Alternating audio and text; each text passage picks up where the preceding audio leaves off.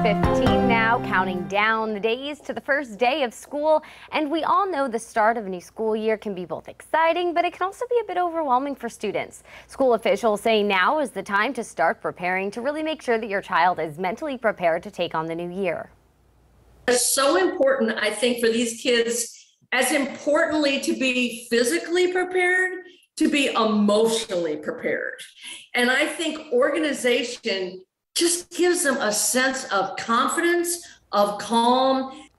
On top of being organized, if your child is feeling anxious about the first day, try to do some test runs.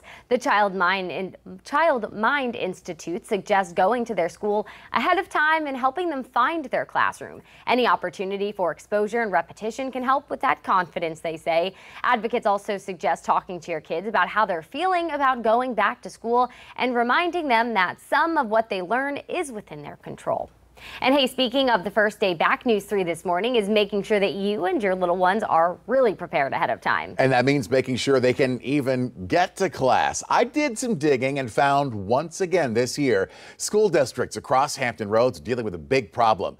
There's not enough school bus drivers. Take Newport News, for example. The school system there is down 75 bus drivers, 75 open slots to fill. I did learn there are about a dozen or so future drivers in training right now, but that still leaves a big need. School systems all across the 7 cities are struggling to find enough people to work, and it's not just bus drivers. You can thank the COVID-19 pandemic for that. Now, in Newport News, school starts in 26 days, August 29th. So I wanted to know what happens if there's not enough bus drivers for the buses that day. So what we had to do was usually a bus ride, our maximum time on a bus for students, we try to make about 60 minutes. So we had to, let the public know that the times for students to be on the buses would be almost 90 minutes on the bus. And also we have drivers that would go and drop kids off at the school and do double backs.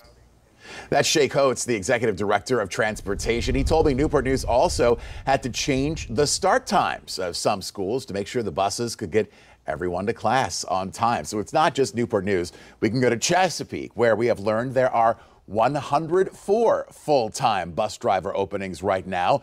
Chesapeake is offering a $750 hiring bonus as well. Now in Portsmouth, there are 41 full-time bus driver openings there. There's also an upcoming application assistance day for people who are looking to get hired. I have all the information, the links on how to apply for the job openings right now inside my story on WTKR.com. Those numbers, though, are pretty eye-opening. Yeah. But I can imagine it's not the right position for everyone. So what kind of people are they looking for? Who's qualified? Yeah, it does take the right kind of person for sure.